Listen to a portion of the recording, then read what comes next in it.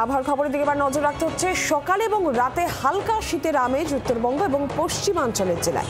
গাঙ্গেয় দক্ষিণবঙ্গে মনোরম আবহাওয়া আপাতত 4 দিন থাকবে। দক্ষিণ আন্দামান সাগরে সুস্পষ্ট নিম্নচাপ ঘূর্ণিঝড়ের আশঙ্কা নভেম্বরের শেষ সপ্তাহে রয়েছে বলেই যেমনটা হাওয়া অফিস জানাচ্ছে। সেক্ষেত্রে গাঙ্গেয় দক্ষিণবঙ্গে মনোরম আবহাওয়া থাকবে আপাতত 4 দিন এবং হালকা শীতের আমেজ উত্তরবঙ্গ এবং পশ্চিমাঞ্চলের জেলায় সকাল এবং রাতে। আমরা আরো বিস্তারিতভাবে জানবো ঠিক কি জানাচ্ছে হাওয়া অফিস। অয়ন ঘোষাল সরাসরি প্রতিনিধি রয়েছেন আমাদের সঙ্গে। অয়ন, হাওয়া অফিসের কি পূর্বাভাস রয়েছে? সুপ্রভাত নীলাঞ্জনা। বিভিন্ন আন্তর্জাতিক আবহাওয়া গবেষণা মডেলকে রেফারেন্স করে এই 24 ঘন্টায় দর্শকদের প্রথম জানিয়েছিল যে নভেম্বর মাসের একেবারে শেষ দিকে একটি ঘূর্ণিঝড় তৈরি হতে চলেছে বঙ্গোপসাগরে। এই মুহূর্তে নয়াদিল্লির মৌসুম ভবন বা আলিপুর আবহাওয়া দপ্তর তারাও কিন্তু প্রায় নিশ্চিত করেই জানাচ্ছে যে এই ঘূর্ণিঝড়টি তৈরি হতে চলেছে দক্ষিণ আন্দামান সাগরে, গালফ অফ মায়ানমার এবং মালাক্কা অঞ্চলে।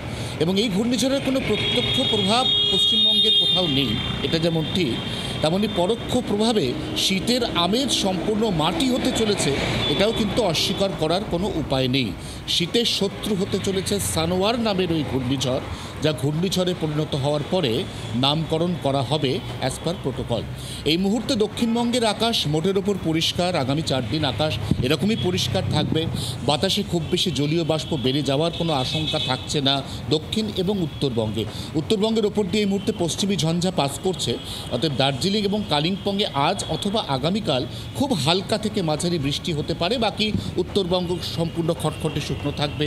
দক্ষিণবঙ্গের ক্ষেত্রেও কিন্তু 25 তারিখের পর থেকে একটু একটু করে হাওয়া বদল।